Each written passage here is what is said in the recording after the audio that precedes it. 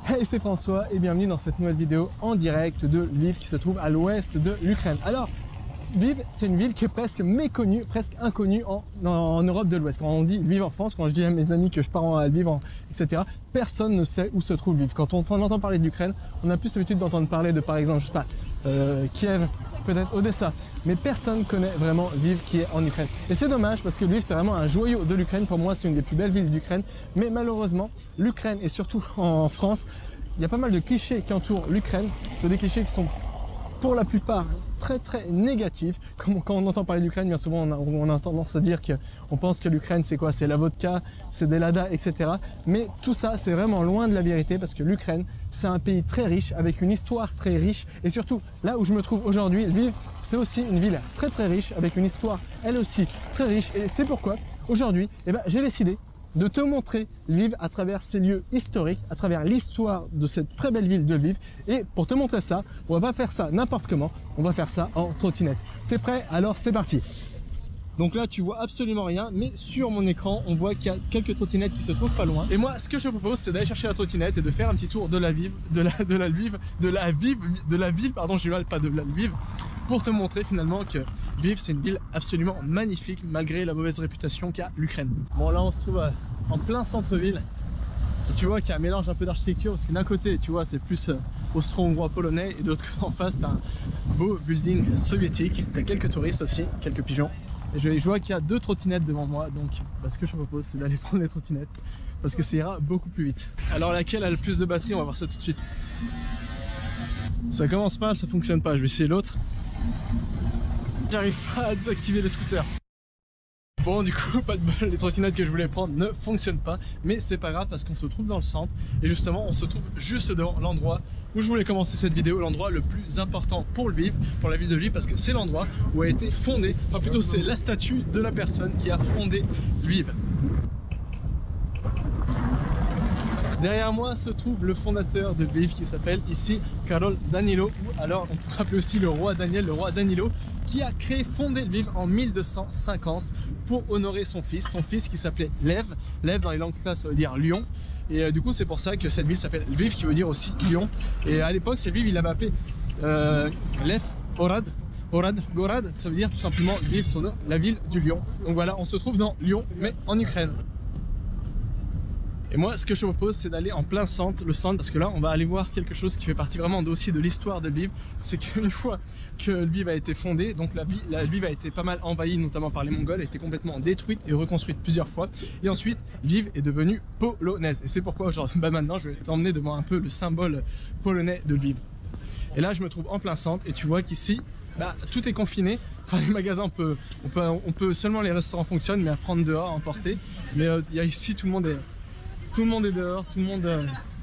Enfin, le confinement c'est un peu devenu une blague ici et tout le monde s'en fiche un petit peu, donc tout le monde est dehors et tout le monde en profite, du beau temps parce que l'hiver est assez long et a du mal à arriver aujourd'hui. Donc tu vois il y a pas mal de clichés qui entourent les villes de l'Est, de l'Europe de l'Est notamment. On a l'impression que c'est que des villes qui sont soviétiques, vieilles, qui sont glauques, etc. Mais c'est pas du tout le cas, tu vois ici que c'est vraiment une ville très européenne, qui a beaucoup de charme parce que comme on va le voir c'est vraiment une ville qui a un mélange de plein de cultures.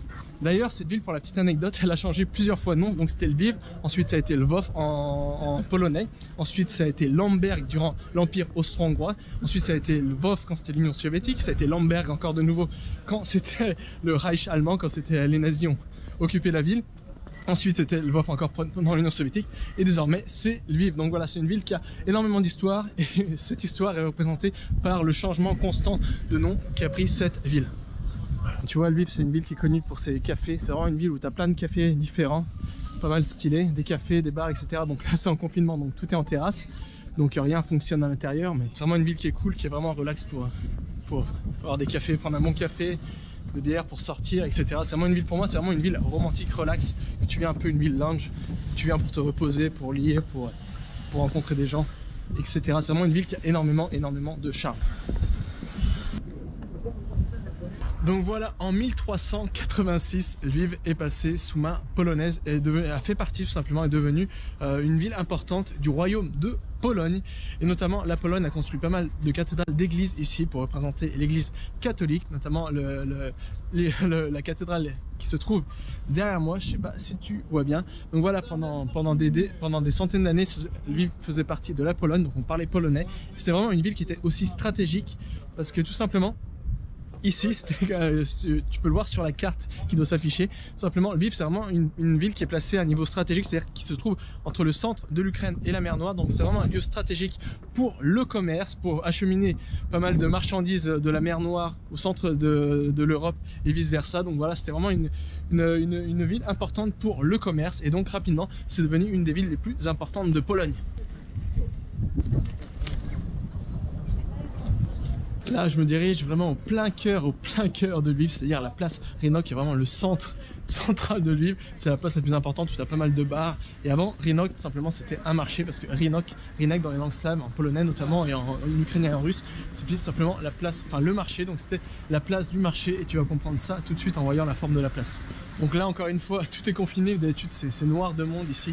Il y a énormément de touristes, surtout touristes ukrainiens, touristes polonais, parce que la Pologne, t'as Cracovie qui se trouve qui est vraiment pas très loin et la vie est vraiment pas chère ici, donc c'est pourquoi les Polonais viennent pas mal faire comme tu le sais désormais, ça fait aussi partie d'une ville historique pour la Pologne, donc les Polonais viennent pas mal ici profiter des week-ends, comme tout est moins cher, profiter des bars, des cafés, etc.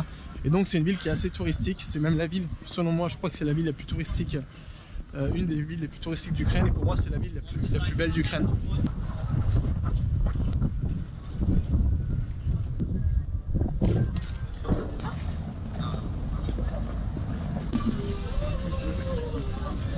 Alors juste derrière moi se trouve ici un endroit qui est assez connu parce que Lviv, notamment grâce à l'empire austro-hongrois qui était vraiment fameux, enfin les gens durant l'empire austro-hongrois étaient vraiment des gens qui appréciaient vraiment le café. Donc il y a pas mal de café, une culture autour du café qui s'est développée à Lviv. Et notamment aujourd'hui tu as pas mal de kavarnia, ça veut dire des caféteries, je sais même plus si je perds mon français, je peux pas citer en français, qui sont pas mal connus ici, où il y a pas mal de touristes qui viennent ici, comme celle-ci. Bon, en ce moment, comme les frontières sont pas mal fermées, il y a pas mal de touristes, mais justement c'est des touristes ukrainiens, ce qui est rare, parce que d'habitude, comme je te l'ai dit, c'est plus des touristes polonais ou pas mal de Turcs aussi qui viennent ici. Et c'est assez rare parce que d'habitude, Lviv, c'est vraiment une ville qui est pro-ukrainien, où c'est vraiment, on parle vraiment beaucoup ukrainien. Et ben là, en ce moment, il y a beaucoup de gens de l'Est et de Kiev et d'Odessa aussi, donc il y a pas mal de gens qui parlent russe à Lviv. Alors on pose souvent la question, quelle langue est parlée à Lviv? Et bah à Lviv c'est très ukrainien, c'est très pro-ukrainien, même si ça a un peu changé parce que justement avec la guerre avec la Russie de 2014, etc. il y a pas mal de gens du Donbass qui finalement, des gens du loin. Attends, il y a le tram qui a pas mal de charme ici. Tram soviète. Donc voilà, avec la guerre, il y a pas mal de gens du Donbass qui sont venus habiter à Lviv. Et du coup, ça a un peu teinté la langue, mais ça reste majoritairement, je dirais, 90% ukrainien. Et c'est même un peu, tu vois, moi je parle russe et ukrainien. Et c'est même un petit peu, des fois, délicat de parler russe dans la rue, parce que c'est toujours un peu l'impression d'être, voilà, parler la langue de l'ennemi, donc c'est toujours un petit peu délicat. Je retourne à ma mission de base, et ma mission de base c'était de trouver une trottinette.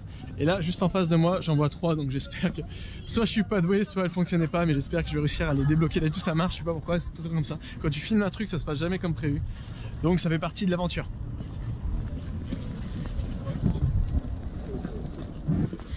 Nie, dziękuję, nie trzeba. Nie хочу. Allez, nouvelle tentative. Je sais pas pourquoi ça fonctionnait pas, mais la bonne nouvelle c'est que désormais ça fonctionne, donc on pourra enfin faire le tour de Lviv en trottinette.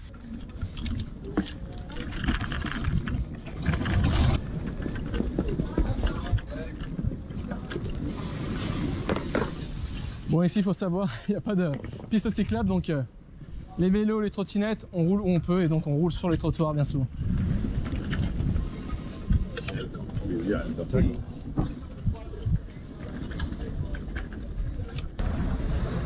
Tu vois, c'est assez moderne, quoi. Il y a vraiment le cliché de l'Ukraine, c'est la ville soviétique, etc.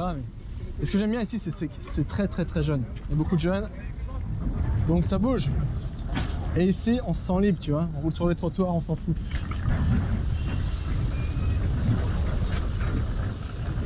Et là, on arrive devant un des plus beaux sites de Lviv. parce qu'à partir de 1772, Lviv fait partie de l'Empire austro-hongrois, devient autrichienne. Donc sous l'Empire, ce n'est plus Lviv, c'est devient Lemberg. Et on se trouve devant vraiment l'opéra qui ressemble pas mal à l'opéra d'Odessa et l'opéra de Vienne, et qui est un peu le symbole ici de l'Empire austro-hongrois. L'Empire austro-hongrois qui a vraiment qui était une période assez magnifique ici, avec pas mal de richesses et pas mal de constructions grandioses, dont l'opéra qui se trouve devant nous. Alors là, pour la petite histoire, là, tu vois, sur la route, en fait, il y a un fleuve qui se trouve en dessous, ou plutôt une rivière. Et en fait, elle a été rebouchée, parce qu'en fait, il y a pas mal d'inondations. Et du coup, bah, ça détruisait un peu les maisons autour, etc. Donc, c'était pas le top. Et là, pour la petite histoire, quand ils ont construit l'opéra, et bah, finalement, comme une rivière se trouve en dessous, et bah, l'opéra commençait à s'effondrer. Pendant des années, il s'affaissait. Mais désormais, ça fait des années qu'il n'a pas bougé, quoi. Donc voilà, ici, on se trouve vraiment sous Lviv qui ressemble un peu à l'époque austro-hongroise, l'époque victorieuse des Habsbourg. Et donc voilà, c'est l'opéra. Je voulais te montrer ça parce que c'est vraiment quelque chose de magnifique ici. Et on ne s'attend pas à voir ça justement en Ukraine pour les gens qui sont néophytes, qui connaissent absolument rien en Ukraine. Bon, ce qu'il faut savoir ici, c'est que les filles sont tous sur Instagram ici, donc elles posent beaucoup. Il y a vraiment une culture à Instagram ici, et surtout, enfin ici aussi, c'est aussi le cas en Biélorussie et en Russie. Et enfin, ici, les filles sont réputées pour faire partie des filles les plus belles du monde. Donc, je te laisse en juger par les quelques filles que tu as dû voir dans la vidéo. Enfin bon, voilà. Ici, on se retrouve devant l'allée qui symbolise un peu l'Empire austro-hongrois. Et là, on est juste en train de faire de la trottinette. Je vais essayer de pas me casser la gueule, justement, sur la rivière qui a été comblée, qui a été rebouchée à cause des inondations. Et tu vois, ici, c'est un peu comme dans toutes les grandes capitales, tu as des artistes de rue. Tu peux te faire dessiner le portrait pour pas très cher.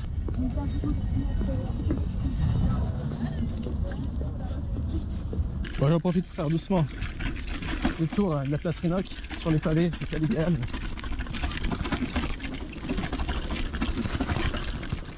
Ensuite, après la Seconde Guerre mondiale, et bien, finalement, l'Empire austro-hongrois s'écroule. Et là, c'est la bataille pour savoir ce que va devenir Lviv. Est-ce que Lviv va devenir polonaise? Est-ce que Lviv va devenir ukrainienne? Alors, il y a une grande bataille, une grande guerre presque civile qui se passe entre les Polonais et les Ukrainiens qui revendiquent Lviv ukrainienne, etc. Et les Ukrainiens arrivent à prendre le pouvoir pendant un jour. Pendant un jour, du 31 octobre 1918 au 1er novembre 1918, Lviv est ukrainienne, et seulement pendant un jour. Par la suite, les Polonais reprennent le pouvoir jusqu'au début de la Seconde Guerre mondiale. Ensuite, de 1918 à 1939, Lviv est polonaise, fait partie de la Pologne. Il ne fait pas seulement partie de la Pologne, ça devient rapidement une ville majeure de Pologne. Les Polonais investissent énormément à Lviv, ils construisent des académies, mais finalement, Lviv devient rapidement un peu le centre culturel et académique de la Pologne, et ça devient même la deuxième ville culturelle de la Pologne. Donc voilà, la Pologne ici prospère de 1918 à 1939, mais rapidement, tout change avec l'arrivée de la Seconde Guerre mondiale.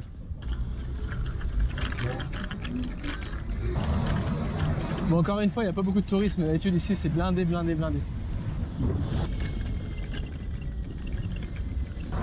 Et là, on arrive pour parler d'un passage sanglant et bien noir de l'histoire de l'Ukraine, c'est-à-dire le début de la Seconde Guerre mondiale. Il faut savoir que l'Ukraine et la Pologne ont été des pays qui ont été vraiment dévastés durant la Seconde Guerre mondiale, parce que c'est vraiment des pays qui faisaient un peu la zone tampon entre le bloc soviétique et l'Allemagne.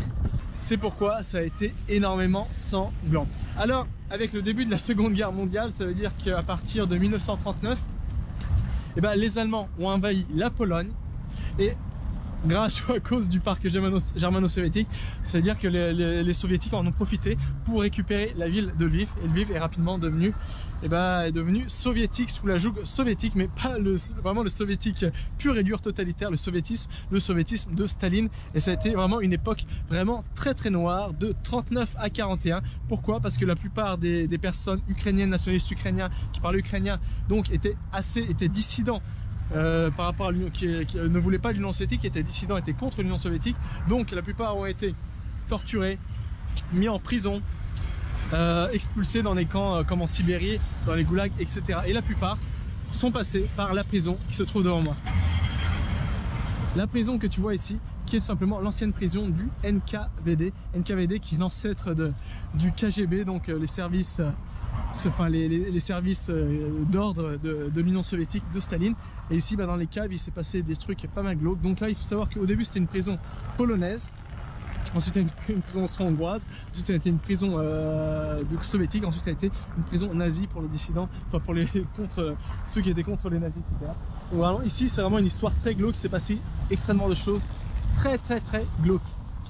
Et pour symboliser tout ça, et ben cette statue qui symbolise un peu l'époque de souffrance et notamment de pas mal d'artistes qui sont passés justement dans les caves de la prison qui se trouve derrière moi et qui ont été torturés et qui ont été qui ont souffert le totalisme soviétique, parce que souvent les artistes ici étaient ukrainiens, assez nationalistes, du coup ils écrivaient des choses sur la nation ukrainienne, etc.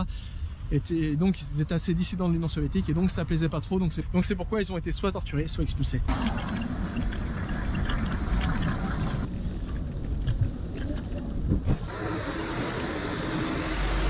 Une Lada. Et là on arrive devant le parfait endroit pour parler justement de Lviv durant la Seconde Guerre mondiale et durant l'occupation nazie. Alors devant moi se trouve Stefan Bandera. Alors Stefan Bandera, c'est le héros de nationaliste ukrainien.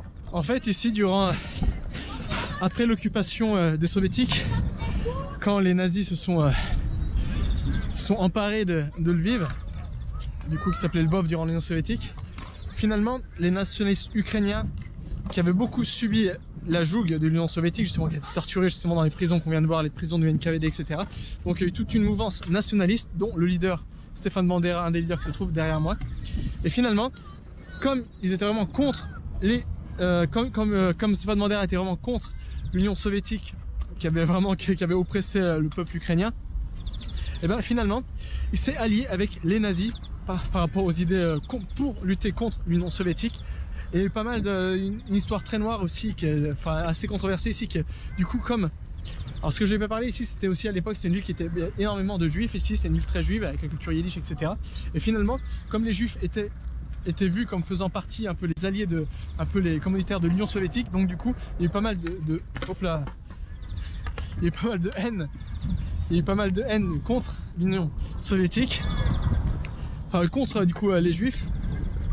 Et finalement il y a eu énormément de pogroms qui ont été organisés contre les juifs et contre les polonais aussi, parce que les polonais aussi étaient mal vus. Et il y a eu pas mal de meurtres, enfin des pogroms, des choses ignobles dans la rue, et la plupart des juifs ont été soit déportés dans des... Attends, parce que lui, je crois qu'il veut sauter par-dessus ma trottinette. Ah non. Ah lui, il y va là. Voilà, tu sais. Bon ouais, du coup les juifs ont été déportés dans des ghettos, qui ont été construits à Lviv, et la plupart ont été malheureusement exterminés soit à Auschwitz, soit dans les camps de Berzec. Et ça c'est vraiment en Europe de l'Ouest, quelqu'un qui est très qui a beaucoup de controverses. Et ici c'est vu comme un héros national. Donc voilà, c'est assez à la culture, et voilà quoi. Sans commentaire. Ok. Il voulait me prendre ma trottinette, je crois. Bon, je suis à contresens sur la piste cyclable, là, j'espère qu'il va me faire choper. Et là, on va voir le Lviv soviétique. Bon, je passe en bien parce qu'on est juste à côté d'une route. Je sais pas si c'est le mieux pour communiquer ici. Je sais pas si c'est un salut trottinette comme les saluts motards. Bon, on va doubler là. La babouchka, la grand-mère. Bon, je voulais te montrer. Ah, ils l'ont rénové en plus. Je voulais te montrer l'hôtel Lviv, qui était l'hôtel le plus fameux durant l'Union soviétique. En fait, dans toutes les villes de l'ex-Union soviétique, tu avais un hôtel. Souvent, l'hôtel, c'était hôtel Kiev, hôtel Lviv. C'était l'hôtel où tu vois un peu tous les gens du parti, etc. Toutes les personnes venaient se reposer quand ils étaient à Lviv. Et c'est aussi connu pour un côté beaucoup plus sombre, parce qu'en 1990, c'était aussi cet hôtel qui était connu, réputé le plus pour la prostitution, qui était un gros fléau ici de 90 à 2000, dans les années post-soviétiques, où la vie ici c'était vraiment la galère. Vraiment la galère, parce que c'était la chute de l'Union soviétique. Donc c'était la loi de la jungle, c'est la loi du plus fort, souvent les bandits, les criminels. Les criminels, ceux qui avaient le pouvoir, prenaient les bandits, les mafias ont pris le pouvoir, et donc les autres sont accaparés les biens publics. Et donc les autres, ils se sont débrouillés comme ils peuvent, et il y a eu beaucoup de galères, et donc quand il y a beaucoup de galères, il y a la prostitution. Donc voilà, après la Seconde Guerre mondiale, Lviv a fait partie de l'Union soviétique. Et l'Union soviétique a construit des chefs-d'œuvre d'architecture un peu comme ce blocos que tu vois devant moi. Et donc ça c'est l'hôtel dont je peux parler justement en trottinette. Donc ici, dans l'Union soviétique, c'était pas tout rose, parce que ici on se trouve vraiment à Lviv, dans un bastion pro-ukrainien nationaliste, donc contre l'Union soviétique. Donc il y a eu pas mal de dissidents politiques, pas mal de gens qui ont été envoyés au goulag en Sibérie ou ailleurs.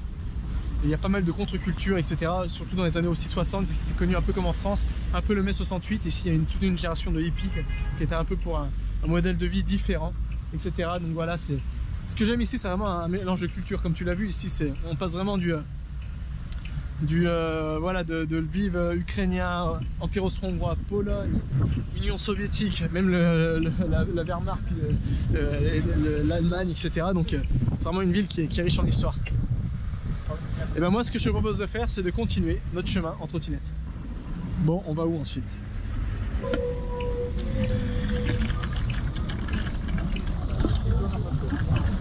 Hop là! Eh non, on passe pas le temps.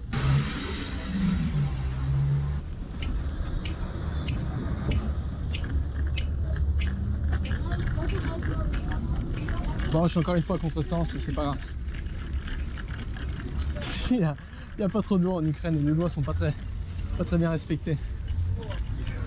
C'est un peu la jungle parfois. Alors ici en Ukraine, il y a un truc qui me fait un peu honte, c'est tu vois pas mal de babouchki et dedouchki mendier, c'est-à-dire les grands-pères, les grands-mères, parce qu'ici il n'y a pas de retraite.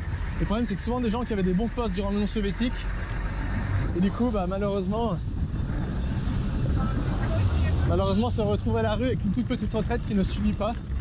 Et du coup, voilà, donc ils vendent des fleurs, ils vendent tout ce qu'ils peuvent pour essayer de manger un bout de pain. C'est un peu la honte, c'est un peu une honte ici. Bon, ça va être le bordel là. Il y a pas mal de monde. Tu vois, un symbole du passé. Ça, je pense que c'est une moto allemande, ça. La Seconde Guerre mondiale, je suis pas sûr, mais je pense.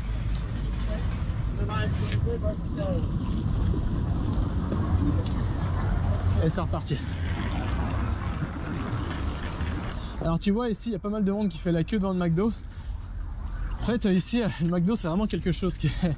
Je sais pas, vraiment quelque chose, c'est très populaire parmi les jeunes, c'est un peu l'endroit cool où aller manger. Mais tu vois, c'est pas comme en France où McDo c'est un truc que tu manges vite fait. Ici c'est un truc un peu classe où voilà, t'emmènes quand t'es ado, t'emmènes ta copine, c'est un peu le truc classe quoi. C'est peut-être un peu cher pour les Ukrainiens. Donc c'est pas un truc fast food, ici c'est un truc classe quoi. Je crois d'ailleurs, je suis pas sûr de mes sources, mais je crois que par ailleurs le McDo de Moscou est un des McDo qui tournent le mieux au monde. Tiens, on va aller là. Voilà, et tu vois plein de petits trucs comme ça. Alors, on arrive devant une de mes rues préférées de Lviv, qui est vraiment magnifique. Salon entre les bouteilles.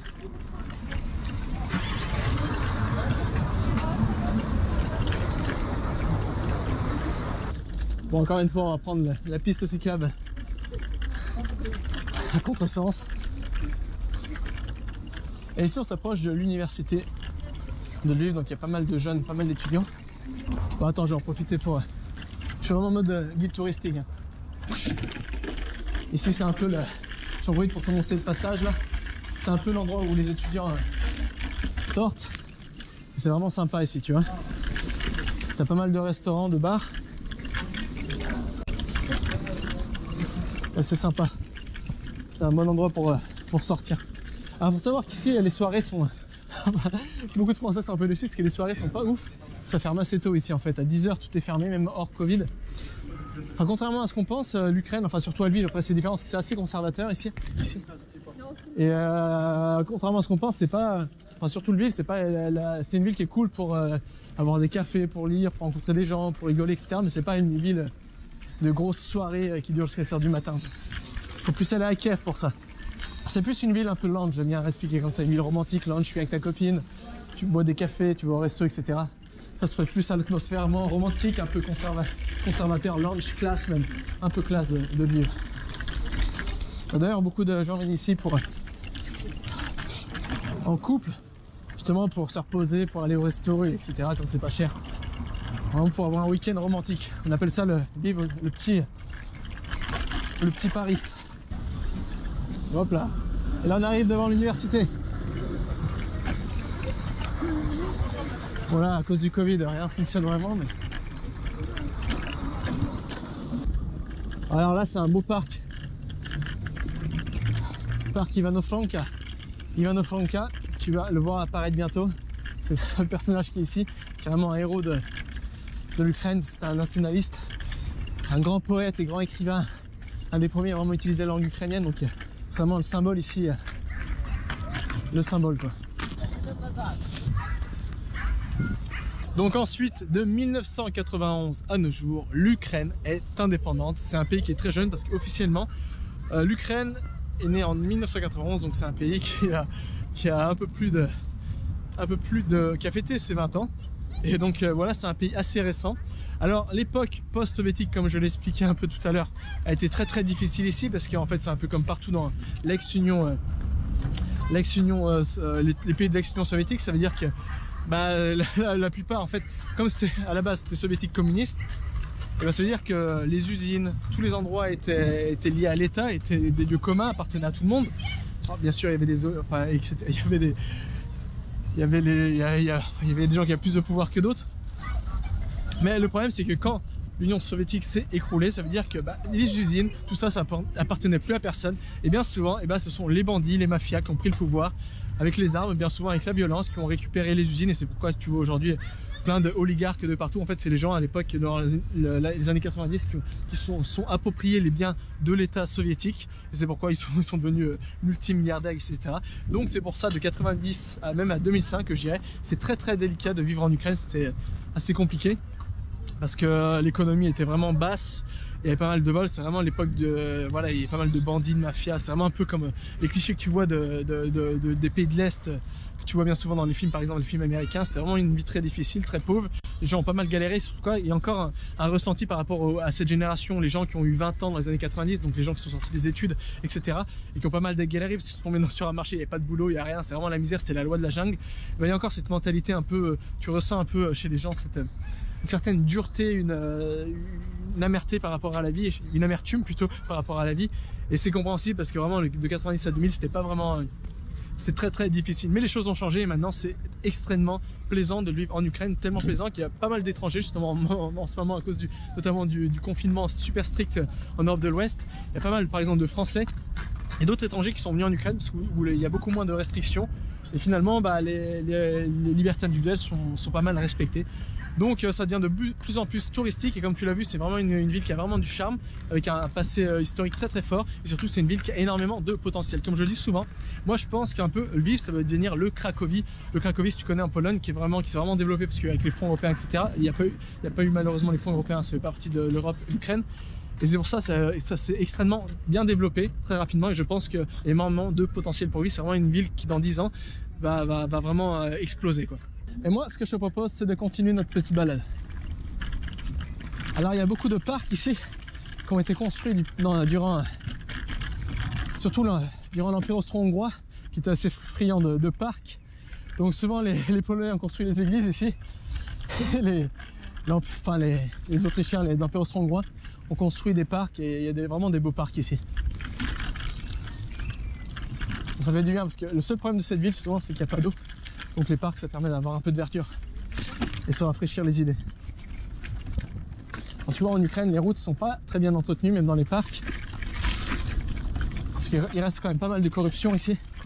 Et finalement, il n'y a pas parties, il est bien commun, les parties communes de la ville ne sont pas forcément très bien entretenues, même si ça s'améliore. Et moi je vois, parce que je suis arrivé en 2016 ici et je vois que ça s'est quand même pas mal amélioré. Et c'est de mieux en mieux, tu vois. Bon, elle galère un peu la trottinette, là on est en montée.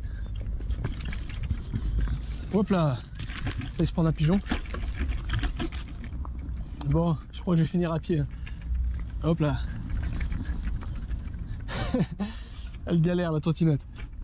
Allez, c'est bon, on va le faire. Allez, vas-y, vas-y, allez, allez.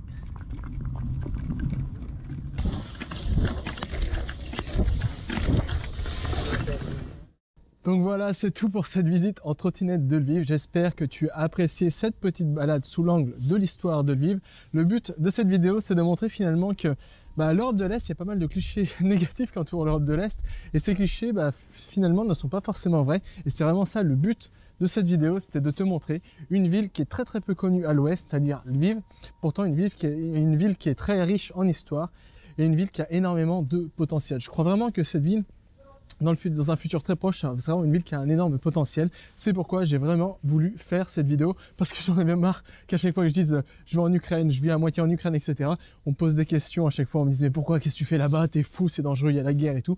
Mais en fait la réalité elle est tout autre, et j'espère que je t'ai montré une autre vision de l'Ukraine à travers cette vidéo, et j'espère que ça te donnera toi aussi l'envie de tout simplement visiter cette belle ville, tout simplement visiter l'Ukraine, tout simplement visiter Lviv. Voilà, c'est tout pour cette vidéo. Alors comme tu le sais, voyager, ça veut dire parler. Et pour parler, il faut parler des langues étrangères. C'est pourquoi j'ai créé une formation qui est totalement gratuite qui s'appelle « Apprendre une langue rapidement et efficacement ». Et le but, dans cette formation, je te partage toutes les choses que j'ai apprises, les choses qui fonctionnent le mieux dans l'apprentissage des langues étrangères pour que tu puisses toi aussi appliquer ces principes universels à la langue que tu souhaites apprendre ou la langue que tu es en train d'apprendre, et que tu puisses rapidement et facilement apprendre une langue étrangère.